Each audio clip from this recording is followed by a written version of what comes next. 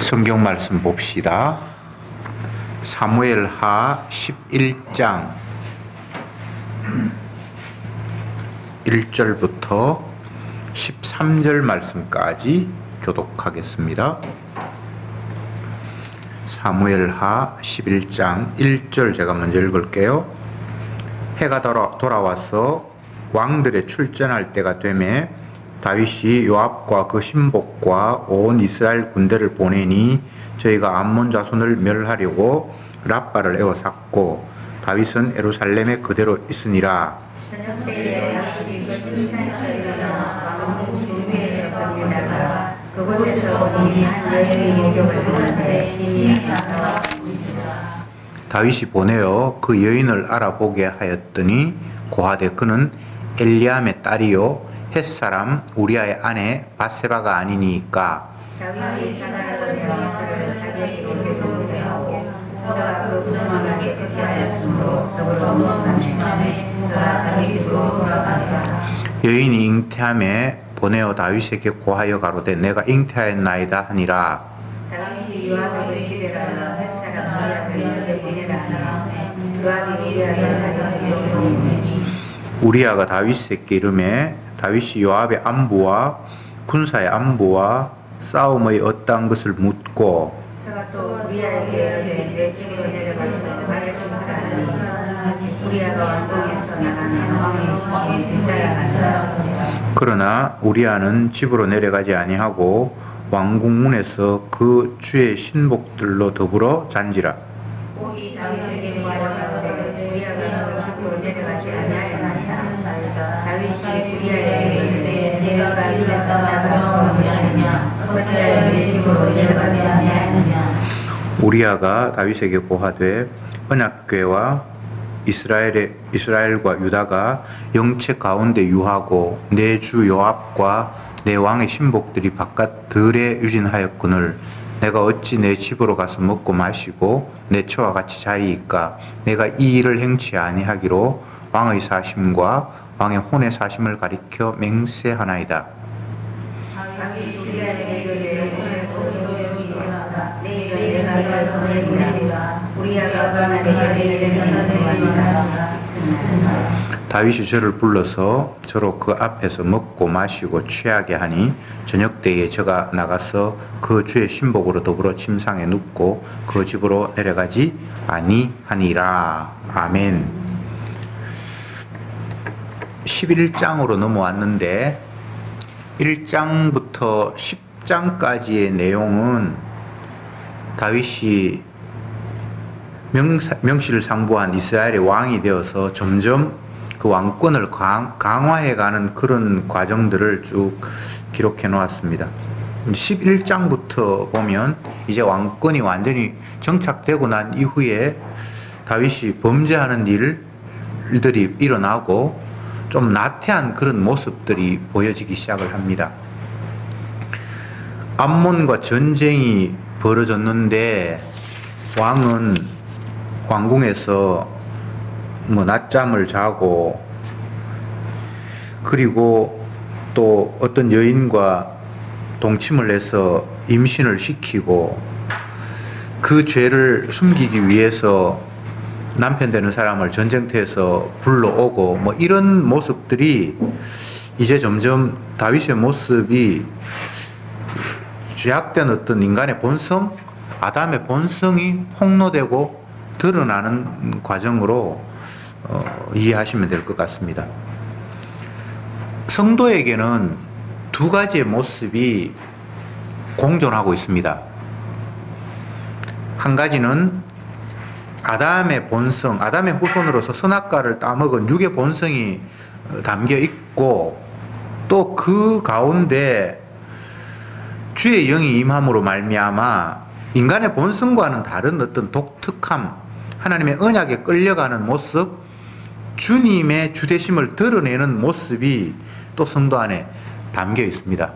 그래서 두 가지 구조가 성도 안에는 다 있어요. 이것을 다윗은 로마서에서 표현하기를 내 마음속에 주님을 사랑하고 주님 말씀에 순종하고 싶은 마음이 있는가 하면 또 한편으로는 또 육의 욕망을 추구하는 마음이 있다고 표현을 하고 있습니다. 그래서 자기 자신을 공고한 사람이다. 참 괴롭고 힘든 인생이다. 이렇게 표현하면서 누가 이 공고함 속에서 나를 건져낼 수 있을까라고 하면서 결국은 예수 그리스도가 나를 인도하신다. 이렇게 말씀을 했죠. 성도 아닌 사람은 주의 영이 그에게 임하지 않았기 때문에 육신의 삶, 아담의 본성의 삶 말고는 다른 것이 없습니다. 그런데 교묘하게도 그 육신의 본성의 삶 가운데서도 선악과를 따먹었기 때문에 그 나름대로 뭔가 선을 추구하는 무엇이 있어요. 성령 없는 사람이 마음속으로 선을 추구한다고요. 세상 사람들이 다 악만을 찬양하고 하진 않아요. 마음속으로는 악을 저지르고 싶은 생각이 있고 또 악을 저지르기도 하지만 표면으로 겉으로 드러나기에는 선을 추구하는 모습들을 사람들이 다 가지고 있어요. 그래서 인간적인 관점에서 선을 행한 사람들을 보면서 박수를 보내기도 하고 칭찬하고 상을 베풀기도 하고 이런 모습이 있죠. 그런데 성령이 임하지 않는 자연인 아담의 본성을 가지고 생각하는 선 개념은 하나님이 인정하시는 선과는 전혀 달라요. 그래서 성경에서는 인간이 선하다고 하는 그것마저도 하나님 보시기에는 죄고 악이에요. 사람들의 윤리, 도덕, 교양 이것들이 선악적인 관점에서는 아름다움으로 보여질 수 있지만 은혜의 관점, 주님의 관점에서는 그것마저도 다 쓰레기예요. 그래서 사람들이 생각하는 착함, 의로움 그걸 가지고 하늘나라에서 인정받으려고 하는 그 생각 자체가 마귀의 발상이에요. 왜 하나님은 사람의 행위를 인정하지 않으시는가? 우리는 종종 이런 의문을 갖잖아요. 거기에 대해서 주님이 뭐라고 답하시는가 하면 사람에게서는 내가 받을 만한 의로운 것이 나올 수가 없다. 그렇게 단정을 하시죠. 그러면 인간적인 입장에서는 좀 불만이 올라와요. 내가 아무리 더러운 인간이지만 그래도 내 나름대로 절제하고 조절하고 욕망이 아닌 욕망과 전혀 다른 어떤 것들을 희생적으로 내보였는데 그것마저도 하나님이 원치 않는다고 하면 저는 어떡하란 말입니까? 이런 반발이 생기죠. 근데 반발이 생겨야 돼요. 그렇게 해서 결국은 우리가 내가 어찌해도 하나님이 기뻐하시고 용납하실 만한 것은 나에게는 없구나라는 최종적인 고백이 나올 때까지 우리를 계속해서 넌 안 돼, 넌 죄인이야, 네가 하는 것은 다 더러운 거야 라고 계속해서 우리를 몰아붙이시는 거예요. 그렇게 몰아붙이는 과정 속에서 두 가지 양상이 나오죠. 은혜 받은 성도는 자기 자신이 죄인이라고 주님 앞에 항복하게 되고, 은혜가 없는 사람들은 주님을 발로 차버리고 떠나는 그런 결과를 빚게 되죠.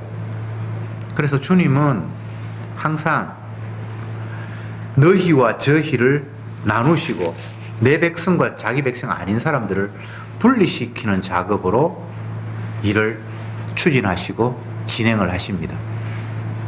이게 이해가 안 되면 왜 하나님이 저렇게 하시지?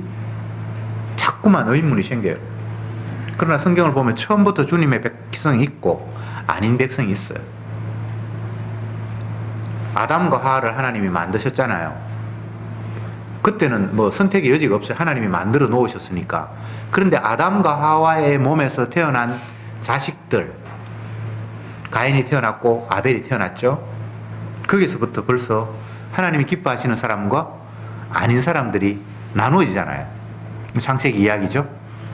그게 계속해서 세상 끝날 때까지 쭉 확대되어서 반복되는 것이 이 땅에서의 삶의 양상이에요. 어떤 책을 읽는데 거기는 성경에 대한 이야기가 주제가 아니고 음악에 대한 이야기, 음악의 뭐 기원 이런 책 제목인데 창세기에 가인과 아벨의 이야기가 중간에 나오더라고요. 그래서 제가 관심이 있어서 자세히 봤더니만 전혀 성경과 다른 이야기를 했어요. 가인 아벨 이야기가 나오는데 하나님이 가인의 제사는 안 받고 아벨의 제사는 기쁘게 받으셨는데 그 이유는 가인은 자기가 농사한 농작물 가운데 안 좋은 걸 자기가 먹기에 좀 하자품이 있는 그런 것들을 하나님께 드렸고 아벨은 자기가 양을 키우는데 그 양 가운데 가장 좋은 것을 드려서 아벨의 제사는 받고 가인의 제사는 하나님이 거절했다 이렇게 써놨어요. 근데 성경에는 그런 이야기가 없어요. 좋은 거 드려서 받고 안 좋은 거 드려서 안 받았다라는 이야기가 없어요. 가인은 농사하는 사람이어서 자기 농작물을 하나님께 드렸고 아벨은 양치는 사람이어서 목축하는 사람이어서 그 가운데 양을 드렸다는 이야기가 있지 좋다 나쁘다는 이야기 그게 없거든요. 근데 그 창세기에서는 왜 받고 한 제사는 안 받았는가에 대한 이유가 밝혀지지 않아요. 그러나 마지막 계속 성경을 보면 결국은 하나님의 택한 백성이기 때문에 다른 말로 하면 하나님이 원하시는 제사는 피 있는 제사예요. 그래서 결국은 그는 피 있는 제사를 드렸고 한 사람은 피 없는 제사를 드렸고 이렇게 말해도 되고 더 정확하게 이야기하면 하나님이 처음부터 인정하는 사람이 아벨이었고 처음부터 거절한 사람이 가인이었기 때문에 결과적으로 하나님이 기뻐하시는 제사를 드렸고 한 사람은 기뻐하시는 제사를 못 드렸다라고 이야기를 해야 정답이겠죠. 어쨌든 하나님은 시작부터 나누었어요. 기뻐하는 자와 기뻐하지 않는 자로. 그게 이제 전제가 되어야 되는데 그게 바탕에 깔리지 않으면 하나님이 하시는 일이 온통 불만투성이고 이해 불가. 왜 이러지? 왜 이러지? 계속 고개만 까딱까딱거리다가 결과적으로는 에이 이런 하나님은 내가 하나님을 인정할 수 없어 라면서 떠나버리는 결과를 맞이하게 됩니다. 다 오늘 본문으로 다시 돌아왔어. 해가 돌아왔어 왕들의 출전할 때가 되매. 이건 이스라엘이 우리하고는 기후가 달라서 뭐 봄, 여름, 가을, 겨울 그렇게 나눠진 건 아닌데 그래도 약간은 뭐 추울 때도 있고 더울 때도 있습니다만 주로 이 사막 지역에는 건기, 우기로 날짜를 나누어요. 비가 많이 내릴 때와 아니면 비가 좀 적게 내릴 때 그런 식으로 나누는데 해가 돌아와서 왕이 출전할 때가 되매라고 하는 것은 이제 우기가 지나고 건기가 되어서 전쟁할 그런 여건이 되매 이렇게 이해하시면 좋을 것 같아요. 암몬과 전쟁을 하다가 전쟁이 중단이 되었어요. 뭐 여러 가지 이유가 있겠지만 날씨 탓도 있어요. 계속 비가 내리고 하면 이제 전쟁을 할 수 없으니까. 그래서 잠깐 전쟁이 멈추었다가 이제 때가 해가 바뀌고 이제 또 다시 건기가 되어서 전쟁할 때가 되었다라고 이제 이해하시면 되고 다윗이 요압과 그 신복과 온 이스라엘 군대를 보내니 요압은 이제 군대 총사령관이고 그 신복들은 뭐 우리아 같은 사람 그 밑에 이제 장교급들이고 그리고 이스라엘의 온 군대 평민 그냥 일반 병사들이죠. 그들을 이제 전쟁터로 내보내고 저희가 암몬 자손을 멸하고 랍바를 에워쌌고 그러니까 전쟁에서 이긴 거예요. 암몬 자손을 멸했다. 랍바를 에워쌌다. 랍바는 암몬의 그 수도를 에워쌌다. 이제 거의 전쟁이 승리하는 그런 시점에 다윗은 예루살렘에 그대로 있으니라. 원래 전쟁이 벌어지면 왕도 전시체제에서 그 비상사태가 벌어지고 뭔가 평소와는 다른 어떤 그런 모습을 취하는 게 정상이거든요. 요즘 나라에서도 여러분 뉴스에서 가끔 그런 거 들었는지 모르겠는데 뭐 북에서 미사일을 쏘거나 뭐 어떤 일이 있으면 대통령이 청와대에서 어떤 벙커 같은 데서 뭐 회의를 했다 뭐 이런 이야기가 있잖아요. 그 특별한 의미가 있는 것이 아니라 대통령이 나도 지금 굉장히 위급한 상황이라는 것을 인식하고 국민들과 더불어 뭐 이렇게 준비 태세를 갖춘다라는 것을 사람들에게 보여주는 모습이에요. 벙커 같은 데서 회의를 한다는 게 그게 이제 통상적이죠. 근데 오늘 본문에서 보면 이스라엘 온 백성들은 지금 전투에 참가하고 있는데 그에 비해서 왕은 예루살렘에 그냥 그대로 있다라고 이 성경 기자가 기록함으로 말미암아 지금 왕은 이미 왕의 자세에서 벗어나 있고 흐트러져 있다라는 것을 암시하고 있어요. 백성들이 다 지금 전쟁하고 있는데 왕은 그냥 왕궁에서 평안하게 그대로 있었다. 이렇게 교묘하게 지금 비교하고 있어요. 2절에 저녁 때에 다윗이 그 침상에서 일어나 저녁 때에 다윗이 침상에서 일어났다. 이것도 정상적인 모습이 아니죠. 아침에 일어나는 게 보통이잖아요. 밤에 잠자고 이제 아침에 일어났다. 근데 이게 저녁에 잠을 자다가 일어났다는 거는 나태한 모습이에요. 지금 나라는 이웃과 전쟁이 벌어져 있고 싸움이 벌어져 있고 백성들이 지금 죽느냐 사느냐 하는 그 시점에 왕은 편안하게 예루살렘에서 예전대로 그냥 아무 일 없었던지 있고 심지어는 저녁에 자다가 일어났다라는 거예요. 낮잠 잔 거예요. 굉장히 나태한 모습을 성경이 이야기하고 있어요. 그래서 뭐 저녁에 자다가 일어나서 왕궁 지붕을 거닐다가 보니까 한 여인이 목욕하는데 심히 아름답게 보였더라. 3절에 다윗이 보내어 그 여인을 알아보게 하였더니 고하되 그는 엘리암의 딸이요 햇사람 우리아의 아내 바세바가 아니니까 다윗이 사자를 보내어 저를 자기에게로 데려오게 하고 저가 부정함을 깨끗히 하였으므로 더불어 동침하며 저가 자기 집으로 돌아가니라. 전쟁을 치는 한 무리와 왕궁에서 편안하게 낮잠 자고 또 여인과 동침하는 그 왕의 모습들이 계속해서 대비되고 있습니다. 결코 이렇게 해서는 왕의 자격이 없는데 왕은 전혀 엉뚱한 일을 하고 있습니다. 5절에 보면 여인이 잉태하여 보내어 다윗에게 고하되 가로되 내가 잉태하였나이다. 6절에 다윗이 요압에게 기별을 하여 햇사람 우리아를 내게로 보내라 하며 요압이 우리아를 다윗에게로 보내니 우리아가 다윗에게 이르매 다윗이 요압의 안부와 그 군사의 안부와 싸움에 어떠한 것을 묻고 저가 또 우리아에게 이르되 네 집으로 내려가서 발을 씻으라 하니 우리아가 왕궁에서 나가매 왕의 식물을 뒤따라 가니라.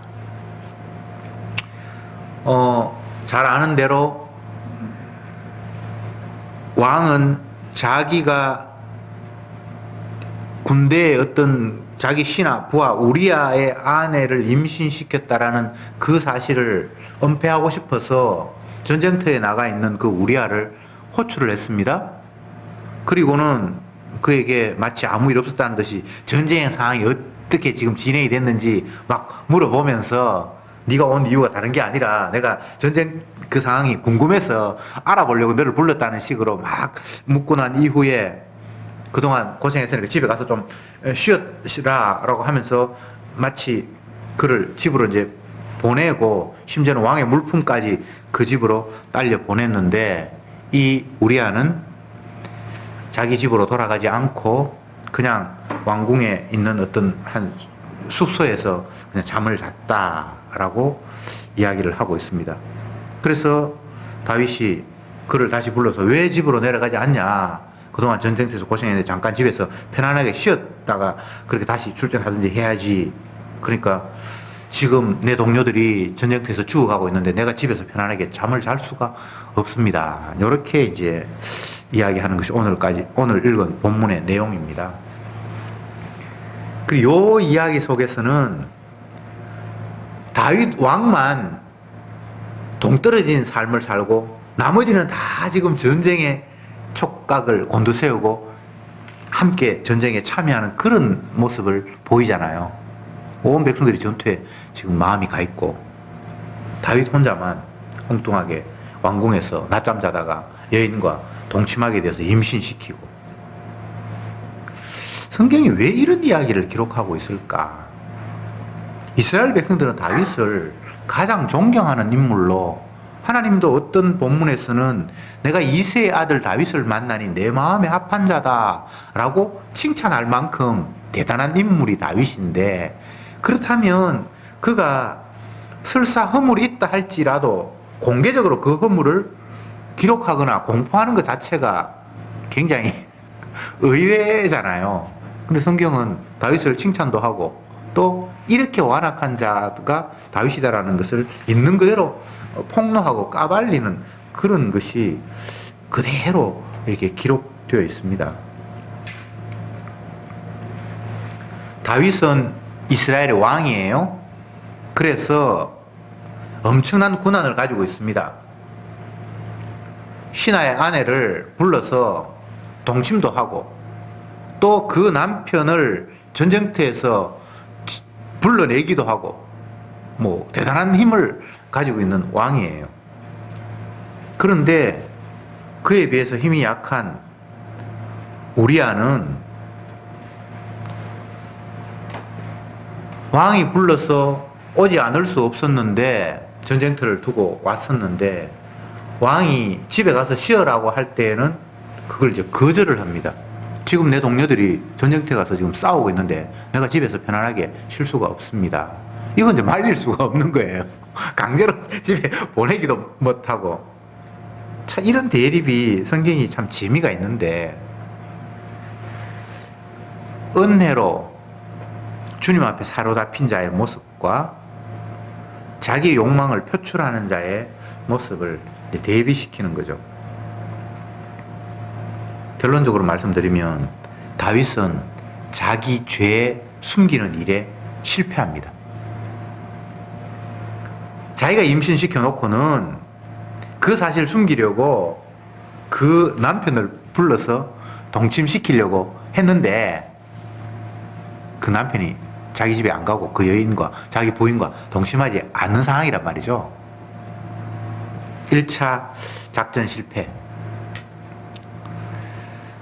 뒷부분에 넘어가면 또 2차로 작전을 펴는데 또 실패하고 실패하고 나중에는 내가 내 죄를 숨길 수 없구나라는 사실을 고백하는 사태까지 벌어져요. 그건 이제 다음에 이야기할 거고요. 오늘 본문에서는 왜 다윗은 죄를 숨기려 했을까? 그 이야기를 좀 해봅시다.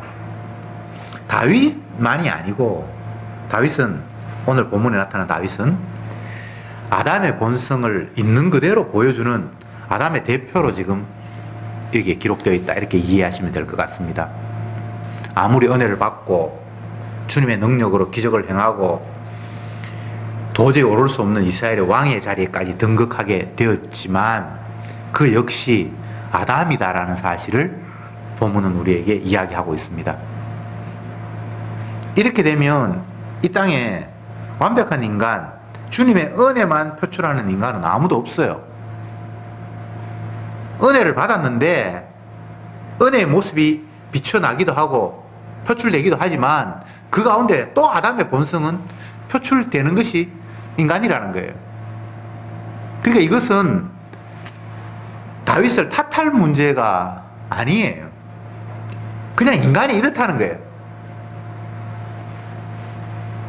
성경은 사람을 높이거나 그런 목적으로 기록한 게 아니잖아요.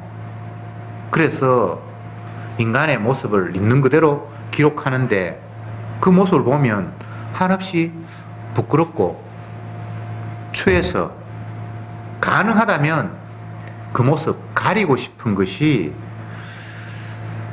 인간의 또한 죄악된 본성입니다. 맨 처음 가리는 모습이 어디에 나와 있죠? 창세기에. 가린다는 것은 부끄럽다는 이야기잖아요. 아담이 하나님께서 따먹지 말라고 한 선악과를 따먹고 난 이후에 자기의 신체에 변화가 생겼습니다. 성경에서는 눈이 밝아져 이렇게 되어 있는데 그것은 표면적으로 시력이 1.5였는데 2.5로 바뀌었다는 그런 이야기가 아니고 전혀 다른 식으로 뭔가가 보여지기 시작했다는 거예요.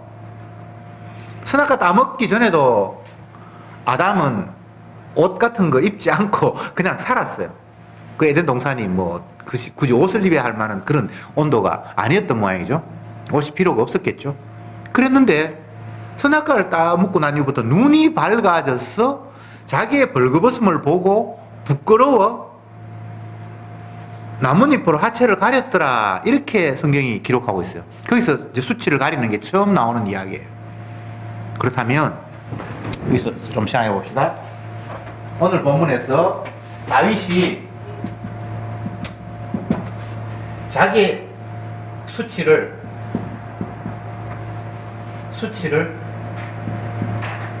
가리려 한다, 이런 모습이 나타나잖아요. 왜 전쟁터에 나가 있는 어떤 사람을 불러서 집에 가서 자라고 이야기합니까? 표면적으로는 전쟁 상황이 내가 좀 궁금하니까 그 상황이 어떤지 막 묻는 척 하지만 그게 목적은 아니었잖아요. 다윗의 행동은 자기 수치 지금 가리려고 하는 거잖아요. 그런데 여기서 우리아는 다윗의 이 목적과 상관이 없이 수치를 가려고 하는데 전혀 여기에 협조하지 않는 모습으로 성경이 비춰지고 있어요. 제가 지금 수치를 가린다라는 이야기를 하고 있는데 이 모습이 어디에서 그 근원이 됐는가, 출처가 어딘가를 제가 말씀드리고 싶은 거예요. 창세기에서 아담이 하나님이 명하신 선악과를 따먹지 말라는 그 명령을 어김으로 말미암아 눈이 밝아졌고 부끄러운 자기의 모습이 보여졌고, 그래서 그것을 가렸다. 그러니까 수치는 죄로부터 출발하는 거예요. 죄가 없으면 수치가 없어요. 근데 주님 앞에 죄를 범함으로 말미암아 부끄러움, 수치, 가려야 할 어떤 상황들이 만들어지는 거예요. 그러면 조금 더 이야기를 진척시켜서 과연 우리가 만든 수치, 죄로 말미암아 찾아오는 수치를 가릴 수 있는가? 라는 물음을 물어야 되겠죠. 아담은 어땠습니까? 무화과 나무 잎으로 수치된 자기 하체를 가렸다라고 했는데 그 무화과 잎이 조금만 있으면 바싹 말라가지고 제 기능을 못해요. 그래서 주님이 짐승을 잡아서 가죽옷으로 그의 하체를 가려줬다, 이렇게 되어 있죠. 야, 여기 중요합니다. 인간은 다윗의 자리를 치우고 그냥 아담, 인간은 수치를 가려야 한다. 근데 결과적으로는 수치를 가릴 수가 없어요. 그래서 하나님께서 가려주신다. 이렇게 이야기가 흘러가야 되는 거예요. 이게 복음이에요. 다윗이 시편에서 고백을 하잖아요. 나는 내 죄 가리려고 우리아를 전쟁터에서 부르고 너희 집에 가서 빨리 좀 쉬어라고 이야기를 하고 했는데 결국 수치를 못 가렸어요. 오히려 나중에는 나단 선자가 와서 이 나쁜 놈, 네가 이렇게 잔인한 인간이야, 왕 개코나 너는 백성보다 더 못한 완악한 죄인이야 라고 계속해서 공격을 하고, 그 상태 속에서 다윗이 이제 깨닫죠. 내가 내 수치 죽었다 깨나도 가릴 수 없고 주님이 자기 희생으로 내 수치를 가려주셔야만 내가 가려지는구나. 그래서 죄의 사함을 받고 허물의 덮음을 받은 사람이 진정 복이 있는 사람이구나 라고 고백을 하잖아요. 이게 성경이 진행되는 복음의 과정이에요. 만약 다윗이 자기 수치를 발견하고 그걸 가리려고 하는 몸짓을 하고 그것이 실패하고 이런 과정이 없었다면 내 죄를 가려주시는 주님이 은혜로 느껴지겠습니까? 절대 안 느껴지죠. 예수님은 그 비유를 어떻게 설명하셨는가 하면 빚진 자가 빚을 탕감받는 이야기로 그 이야기를 해요. 10만 원 빚진 사람하고 10억 빚진 사람이 있는데 10만 원 빚진 사람도 탕감을 받았고 10억 빚진 사람도 탕감을 받았다면 그 두 사람 중에 누가 더 탕감 받은 것에 대한 기쁨과 감사가 있겠느냐, 크겠느냐라고 물으니까 당연히 10억 빚진 사람이 탕감 받은 사람이 더 그 용서받은 것에 대한 기쁨이 크겠죠 라고 이렇게 답하는 거예요. 근데 그런 이야기는 하나도 어려운 거 없잖아요. 누구나 다 아는 이야기, 너무 쉬운 이야기잖아요. 근데 그걸 이제 죄라는 개념으로 집어넣으면 양상이 조금 달라요. 죄는 크고 작은 게 없어요. 그냥 죄예요. 그런데 그 죄사함이 엄청나게 큰 혜택이라고 다가오는 사람이 있고, 이게 뭐 그래 큰 일이야, 요런 차이가 있죠. 이거는 깊이 죄가 많다 작다 문제가 아닙니다. 느끼는데 그걸 이제 역으로 이야기를 하면 자기 자신이 정말 심각한 죄인이라는 사실을 알면 알수록 상대적으로 용서의 은혜가 얼마나 큰가를 안다는 거예요. 나는 주님 앞에 용서받기는 받았는데 저놈 저거 살인자처럼 저렇게 심각한 죄는 안 지었고 그냥 뭐 거짓말 조금 했고 게으른 삶을 좀 살았고 그 정도 용서받았으니까 나는 이 정도만 감사해도 뭐 내 할 일 다 하는 거지. 만약 이렇게 됐다면 그 사람은 애초부터 용서가 뭔지도 모르는 사람이에요. 진짜 용서가 온 사람은 자기 자신이 얼마나 심각한 죄인인가를 깨닫도록 돼 있어요. 그 구조가 그래요. 다시 본문으로 돌아가서 다윗은 죄를 범했습니다. 왜? 아담의 후손이니까 은혜를 못 받았어도 아니고 주님의 사랑을 몰랐어도 아니에요. 은혜 받았고 뭐 오만 거 다 누구보다도 그의 경험은, 주님의 사랑의 경험은 둘째 가라고 하면 서러울 만큼 엄청난 은혜로 살아왔어요. 그런데 왜 이런 죄를 범하는가? 그게 인간의 본성이에요. 그게 아담이라는 거예요. 예. 여러분 좀 위로가 되죠? 모든 인간들은 다 이 범위를 벗어날 수가 없어요. 나는 은혜 받았기 때문에 이제는 뭐 바르게 산다. 그건 성경이 하는 이야기하고 다른 이야기예요. 은혜를 받았기 때문에 나는 가능성이 없는 아담의 후손이고 내한테는 죄밖에 안 나온다는 것을 안다. 이건 맞는 말인데 나는 은혜 받았기 때문에 이제 삶이 더 고상하다거나 수준이 높아졌다거나 이건 다 거짓말이에요. 그래서 성화 개념은 전혀 성경적이 않아요. 그 반성경적이에요. 성화, 점점 더 거룩하게 되어간다. 뭐 성경에도 그런 이야기가 있어요. 부르시고 의롭게 하시고 영화롭게 하시고 거룩하게 하시고 이게 있는데 이것은 주님의 관점에서 우리를 바꾸어 가시는 거지 내 관점에서 내가 점점 더 달라지는 건 없습니다. 죽었다 깨나도 나는 아담의 후손이라는 사실을 벗어날 수 없어요. 내 수치 가리려고 하는 그 본성 평생 갑니다. 여러분들 생각해 보세요. 내가 잘못이 있다. 어쨌든 그거 잘못 가리려고 안간힘을 쓰는 거 말고는 다른 방법이 없어요. 아닙니까? 아니면 그거 이상한데 그거는 그러면 우주니까 이 땅에 지구에 태어난 사람 아닙니까? 아담 후손 아닙니까? 아담의 후손은 다윗처럼 이렇게 행동할 수밖에 없어요. 누구든지 이게 부끄러움이라고 생각하면 그거 가리려고 달려들어요. 온갖 힘을 다 써요. 베가본즈라는 드라마 요즘 보고 있는데 그거 보니까 비행기를 의도적으로 추락시켜서 그 비행기 수입하지 말고 우리 비행기 사세요 라고 뭐 만들고 뭐 한 그런 영화가 있어요. 그래서 비행기를 추락시킨 그쪽에서는 자기가 추락시켰다는 걸 어떻게 하는지 가리기 위해서 안간힘을 쓰죠. 뭐 그건 뭐 이상한 게 아니에요. 하나도 이상한 게 아니에요.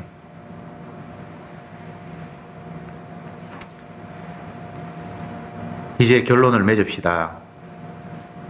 인간은 다 죄인입니다. 은혜 받은 사람도 아담의 후손이어서 죄가 그에서 솔솔솔솔 흘러나올 수밖에 없습니다. 만약 어떤 순간에 죄가 아닌 은혜의 모습이 나온다면 그건 아담의 본성인 내 원래의 모습은 아니고요. 주님이 뭔가 조치하셔서 그런 일이 그냥 벌어지는 거예요. 그러니까 그거는 내 자랑이 아니죠. 내가 골리앗도 이겼습니다 라고 자랑할 수 없죠. 그건 아담의 본성인 자기 자신이 한 일이 아니에요.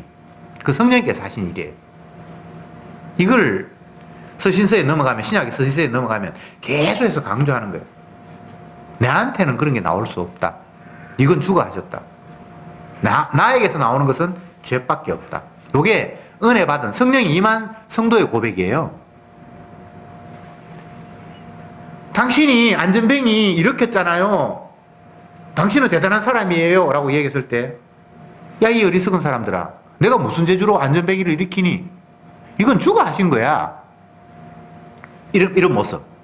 분명히 사람들이 보기에는 베드로와 요한이 성전 민문에 있는 안전뱅이에 일어나 걸어라 이렇게 얘기해서 걷고 막 뛰어다니고 막 그렇게 했는데, 정작 본인은 내가 한 게 아니라는 거예요.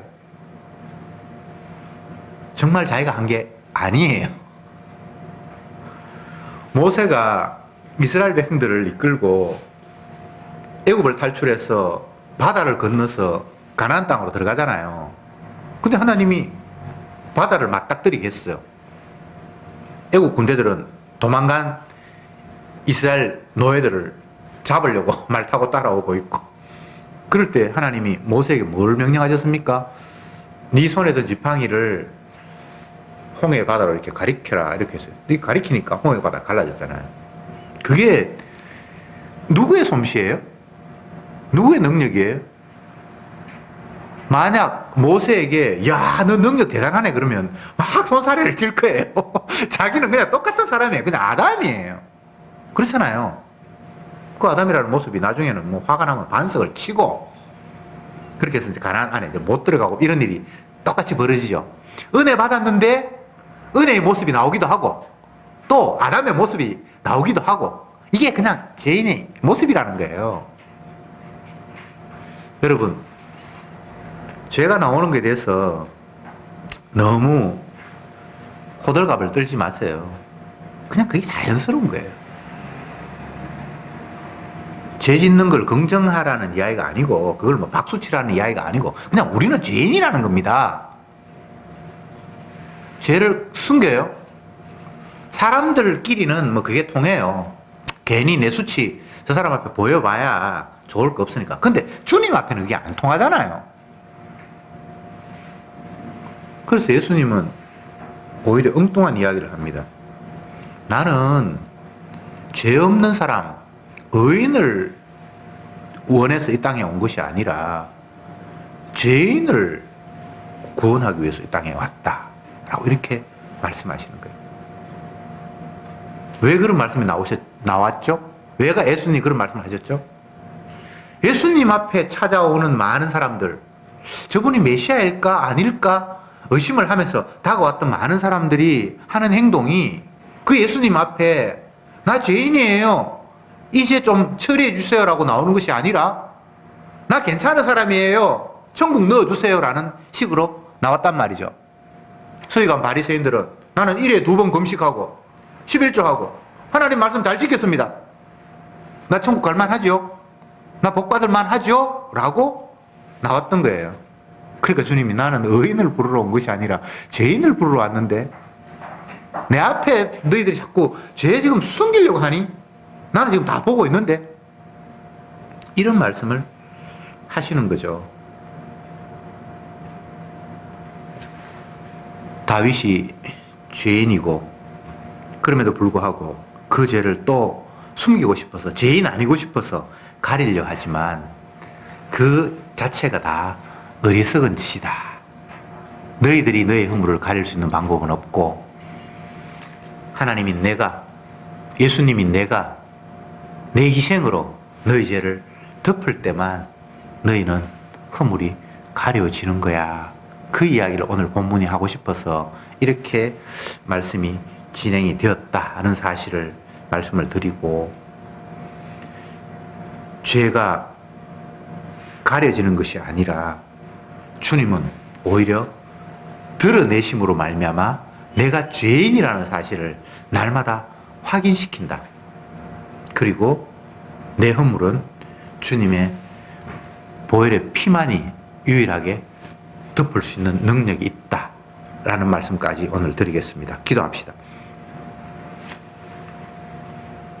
주님, 오늘 이 시간 말씀을 통해서 다시 한번 아담의 모습, 죄인의 모습을 보았습니다. 다윗이 은혜를 받았고 주님의 능력을 행했고 놀라운 기적을 맛보았지만 그 역시 아담이었기에 욕망을 이기지 못하고 상황 속에서 죄가 표출되었습니다. 그런데 또 그는 아담이어서 자기의 수치를 가리기 위해서 안간힘을 쓰는 모습, 이것이 바로 어리석은 저들의 삶이 아닙니까? 주여, 주님 앞에 우리는 죄를 숨길 수도 없고 감출 수도 없음을 인정합니다. 내가 죄인이기에 주님은 내 죄를 씻으려고 이 땅에 오셨다라는 그 말씀이 기쁨으로 받아들여 주는 줄 믿습니다. 우리의 죄와 허물을 당신의 희생으로 덮으시고 사하시는 그 십자가의 은혜가 우리에게 유일한 복음이라는 사실을 다시 한번 깨닫사오니 주여, 그 복음 외에 다른 것에 마음 빼앗기지 말게 하옵소서. 예수님의 이름으로 기도드리옵나이다. 아멘.